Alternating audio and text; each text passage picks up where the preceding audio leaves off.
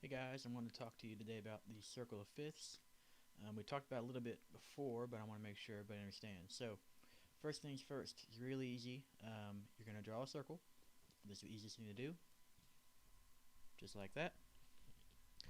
Um, After you draw your circle, you're going to draw 12 lines around the circle because there are 12 different chromatic keys. So we're going to draw just like a clock. If you imagine a clock in your head, start with 12, 3, 6, and 9. And then go in between those, add all the other numbers that would be on a clock. So then you have this. Okay, we're going to start at the top. We're going to put C, because C has no sharps, no flats. It's kind of our starting point. So C is the top. As we go around to the right hand side, we move in fifths. Okay, I'm going to show you each step of this so you can draw your own if you want to, or just so you understand a little bit better. So we have fifths going to the right around the circle clockwise, if you want to think of it still like a clock. And so each time we go around, we're going to add one sharp, because the fifths to the right is the sharp side. So I'm going to add a little sharp out there. So the first sharp key that we're going to add is G, because G has one sharp.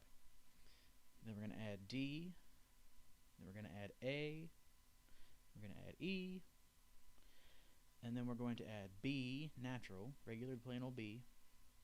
Then F sharp at the bottom, which is like 6 o'clock. And then C sharp.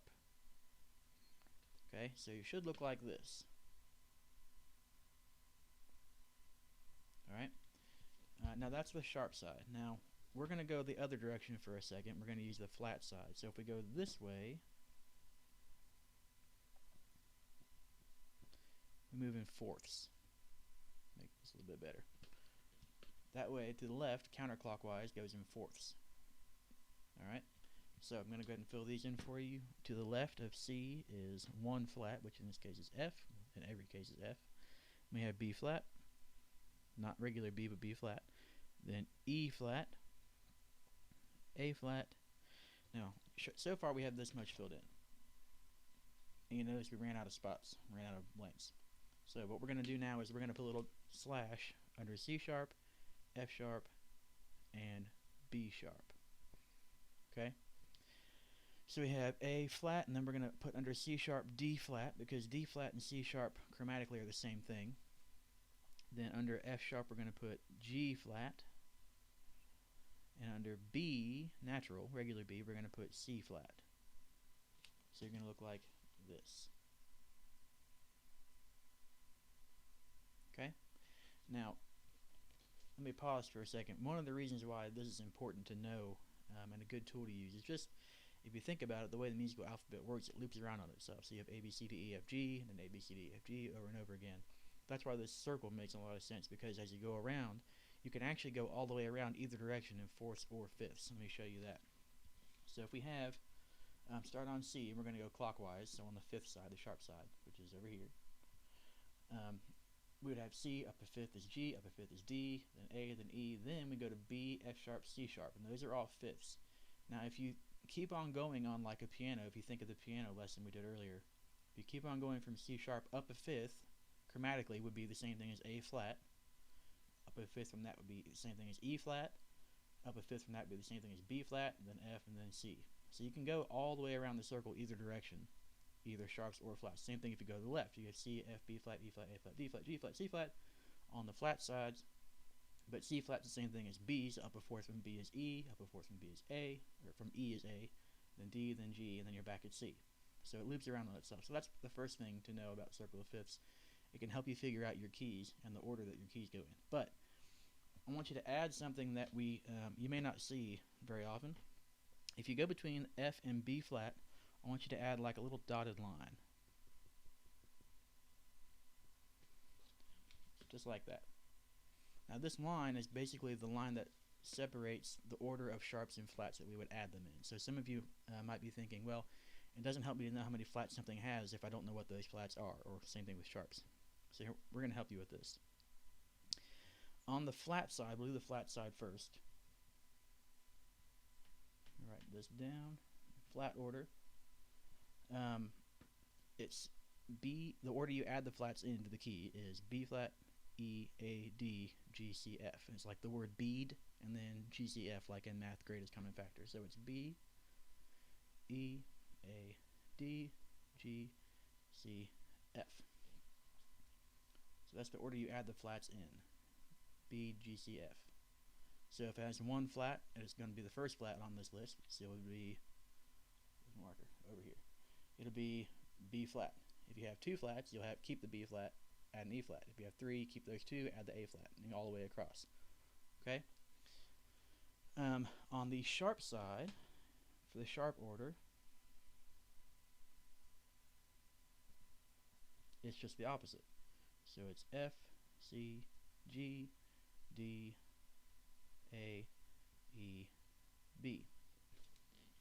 Okay? And that's the order. This is not the order the keys go in. This is the order that you add the accidentals in the key signature. So just like we have with the sharps, with the flats.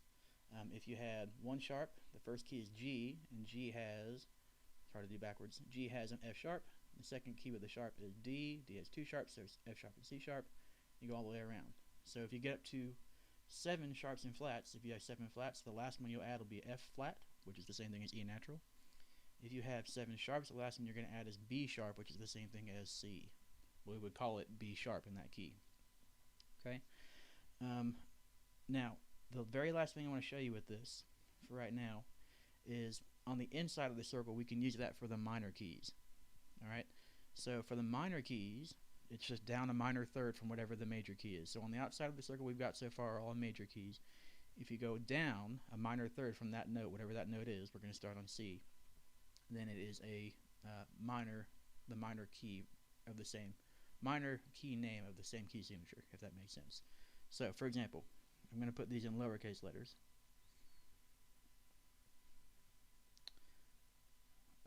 The relative minor, which means it uses the same key signature but starts on a different note, of C major is A minor. So I put a lowercase a. So A minor has no sharps, no flats, just like C has no sharps, no flats. Okay. For G, it's E minor. D is B minor, and these also go around in fifths, by the way.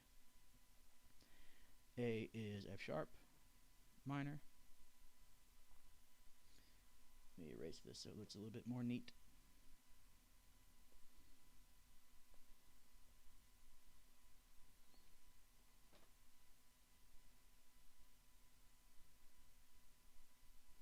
Alright, I'm going to finish the rest of these up here. C sharp,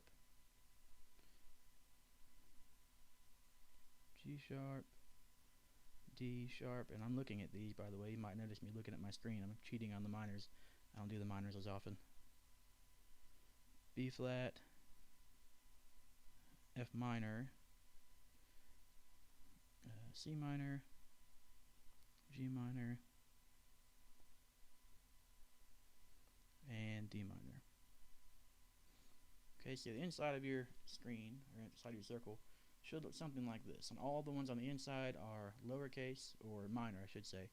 All the ones on the outside are major. And they work the same way as far as fourths and fifths go. Same direction. Okay?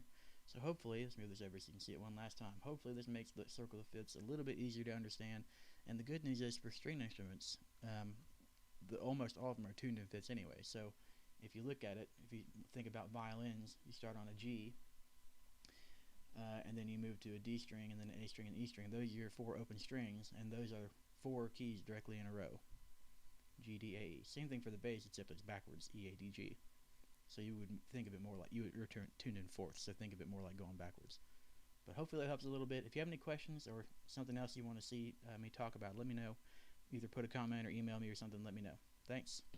See ya.